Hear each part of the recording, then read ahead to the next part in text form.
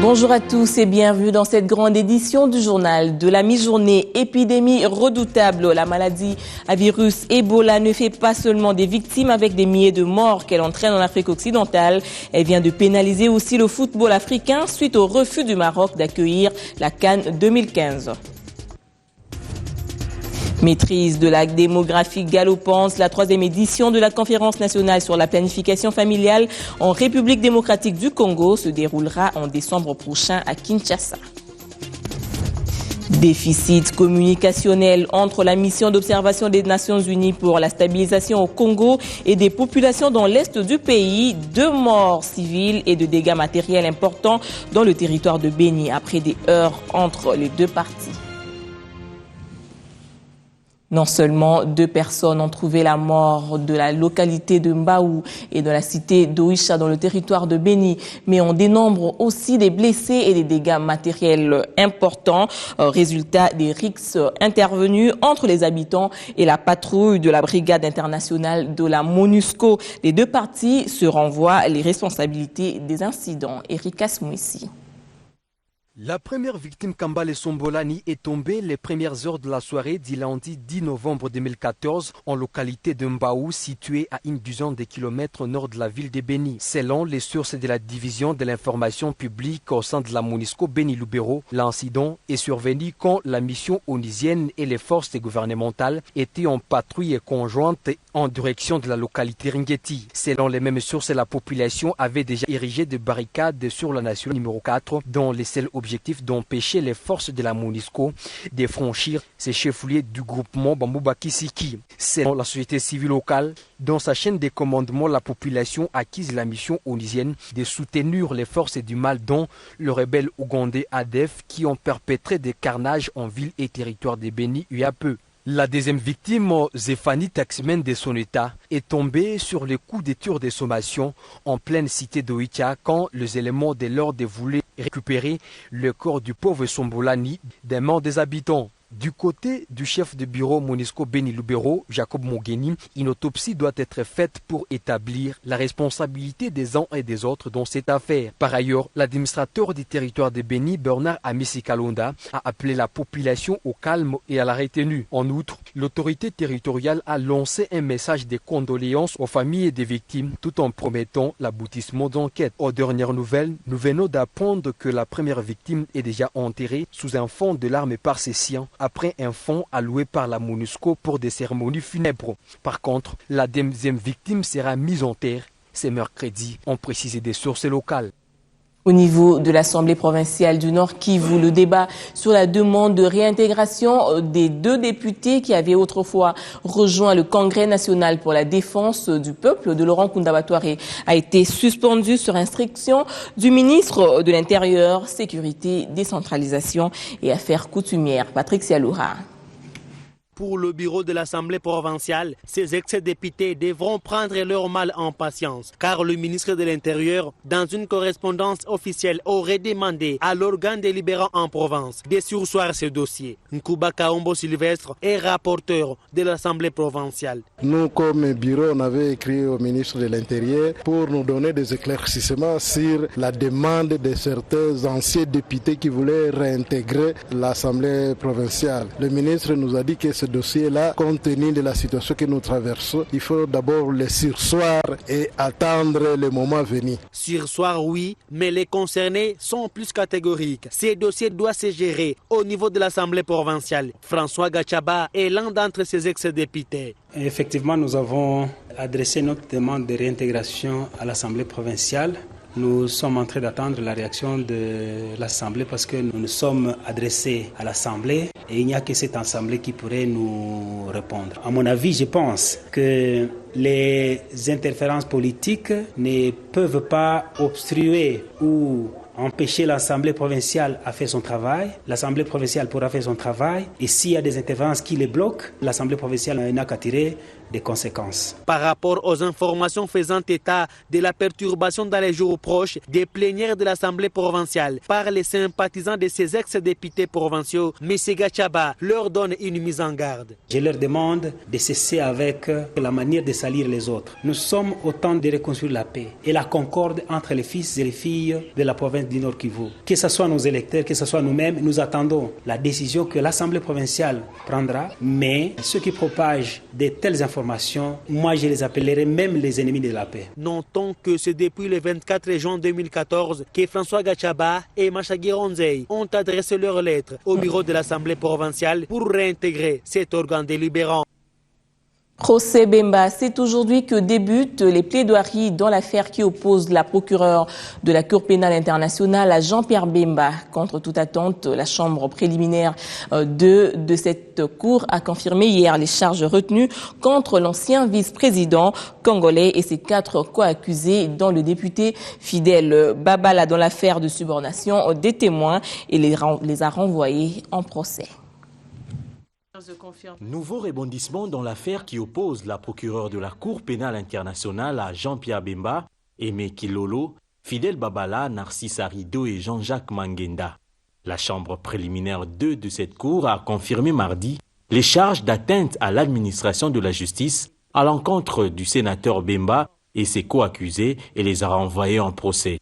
Cette chambre de la CPI justifie sa décision par l'existence, selon elle, des preuves suffisantes donnant des motifs substantiels de croire que les suspects auraient produit des éléments de preuve faux ou falsifiés et présenté eux-mêmes des faux témoignages dans la salle d'audience.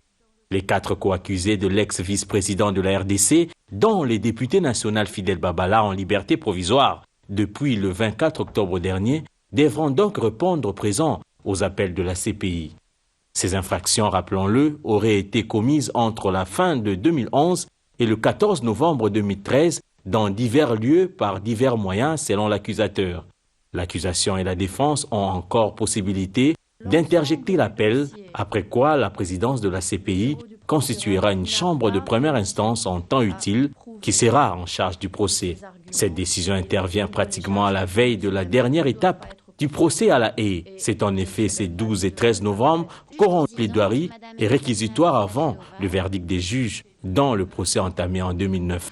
Que les civils Cobra Matata et quelques éléments de sa milice se sont rendus au FARDC. L'information a été livrée hier lors de son point de presse hebdomadaire.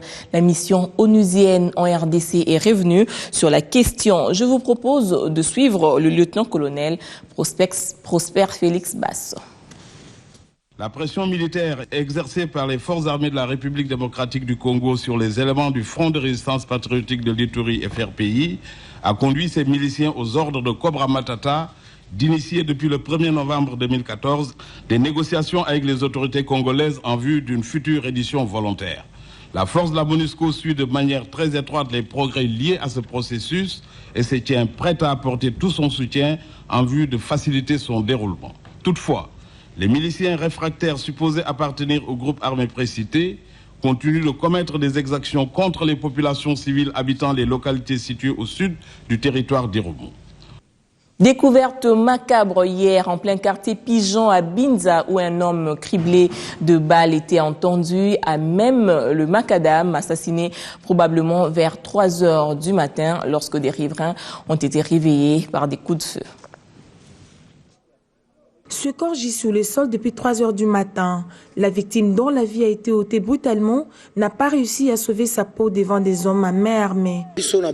C'était autour de 3 heures du matin. Nous avions entendu 3 coups de feu. Nous sommes sans défense. D'où il n'y a pas eu moyen de sortir, dit cet homme. Dans ce cas, ce problème de meurtre n'existe pas. Et nous sommes surpris de voir de tels actes se produire. Saisie de ce cas de meurtre, la police scientifique est descendue sur le lieu. Constat établi, le corps de la victime, dont l'identité n'a pas été révélée, a été criblé de balles au niveau de son organe génital. Là, nous avons retrouvé une douille qui est à au moins 71 mètres de l'endroit où se trouve la victime. Une douille, c'est quoi? C'est une munition qui a été éjectée. Voilà. Et on a même trouvé une chemise, mais à une distance trop longue de l'endroit où se trouve le corps. C'est ce qui nous amène, vous nous voyez en train de chercher tout autour du corps, savoir comment cela est arrivé. Et nous sommes en train de faire nos constatations. En croire donc certains habitants de cette partie de la commune de Ngalema, des scènes du genre sont devenues légion. Poussée démographique et mortalité maternelle ainsi qu'infantile, toutes ces questions seront abordées le mois prochain à l'occasion de la tenue de la 3e conférence nationale sur la planification familiale qui fera suite aux 2 précédentes organisées en 2004 et en 2009. Une grande mobilisation est en cours à cet effet avec l'implication des médias. Patricia Panzou. Du 2 au 5 décembre prochain, la République démocratique du Congo organisera la 3e conférence nationale sur le repositionnement de la planification familiale. Des assises qui réuniront des centaines de participants venus de divers secteurs autour du thème « Planification familiale, pilier du développement socio-économique de la RDC ». Au-delà des avantages purement sanitaires, il y a des avantages socio-économiques. C'est la mère qui en tire profit. Elle peut être autonome, j'ai eu à le dire. Elle a le temps pour elle de se consacrer aux études, à son travail. Elle a le temps de se consacrer aux enfants. Les enfants eux-mêmes, ils ont le temps de bien grandir. Ils ont le temps de pouvoir bénéficier de l'affection des parents, tout simplement parce qu'il n'y a pas de grossesses qui se suivent. Le papa aussi, il en tire profit. Les assises de 2014 sont cruciales car jusqu'à ces jours en RDC, les femmes continuent à mourir en donnant la vie. Nous sommes à 846 décès maternels pour 100 000 naissances vivantes. Nous sommes parmi les derniers pays qui ont 3 chiffres de mortalité. Nous avons aussi des enfants qui meurent. Sur 100 enfants qui naissent aujourd'hui, à 15 jours, il y a déjà 30 qui sont morts. Vous voyez, parce qu'ils ont été dans des conditions de vie qui ne sont pas normales. Donc nous voyons qu'il faut la planification familiale pour qu'il y ait l'espacement des naissances suffisant et pour que la femme fasse des enfants quand elle est dans un âge normal pour faire les enfants. À l'occasion d'un briefing à l'intention de la presse, les organisateurs ont sollicité l'implication des journalistes afin de sensibiliser davantage la population et briser les obstacles ainsi que les fausses rumeurs sur la planification familiale. Santé de la reproduction, santé alimentaire, il serait déconseillé de prendre un repas copieux avant de se coucher et une nutritionniste y va avec des arguments scientifiques. Suivez. Un super lourd a-t-il de conséquences sur la santé? La question brûle des lèvres dans plusieurs milieux à Kinshasa.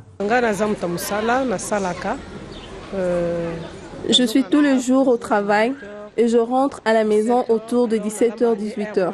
Et c'est à ces heures-là que je me mets à préparer. Étant la seule femme à la maison, je n'ai donc pas le choix. Consciemment, ces mouvements, on est astreint à certaines obligations.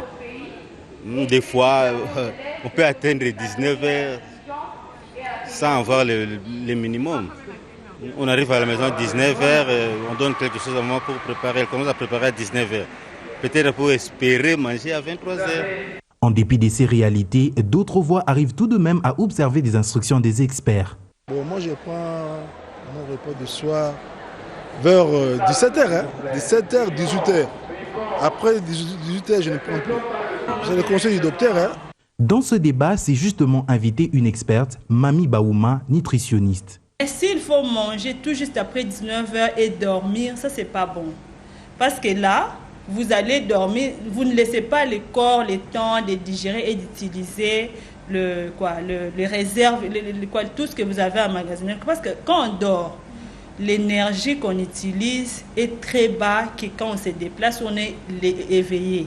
Et alors, quelle serait la solution pour un ventre affamé qui retourne tard chez soi? Et pour éviter qu'on puisse monter de temps en temps les poids, il faut éviter de manger des aliments gras la nuit.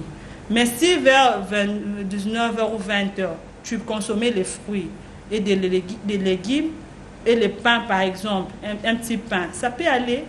Ce n'est pas si mauvais. Ça dépend de la composition des aliments que vous consommez. Des nouvelles habitudes doivent donc être prises pour éviter notamment. Autre chose, à présent, l'organisation des leaders des forces sociales et démocratiques, en collaboration avec la CENI, ont animé une tribune d'expression populaire à l'intention de la population de Mont-en-Bas. Les échanges ont tourné autour du calendrier des élections municipales et locales. On salit 100 000 personnes dans le stade de martyrs, par exemple 100 000. Mais vous tournez combien dans la carte d'électeur? Quelle image les Congolais ont des élections et pour quels résultats? La Commission électorale nationale indépendante tient à élucider la question. À travers des tribunes d'expression populaire, elle ratisse large en se faisant l'institution électorale de proximité. Ce, en vue d'un atterrissage en douceur du processus électoral. À l'issue des échanges avec la population du Mont-en-Bas sur le calendrier des élections municipales, urbaines et locales, le conseiller en charge de l'éducation civique et électorale et sensibilisation a démontré combien ce rendez-vous est pertinent. Les élections deviennent exigeantes parce que ce ne sont pas les mêmes élections qu'on a connues en 2006 ou en 2011. C'est des élections dont tout le monde attend un résultat de qualité. Et les gens sont de plus en plus exigeants. On veut que cette fois-ci, la commission électorale produise de la qualité au niveau de la gestion du processus en amont comme en aval.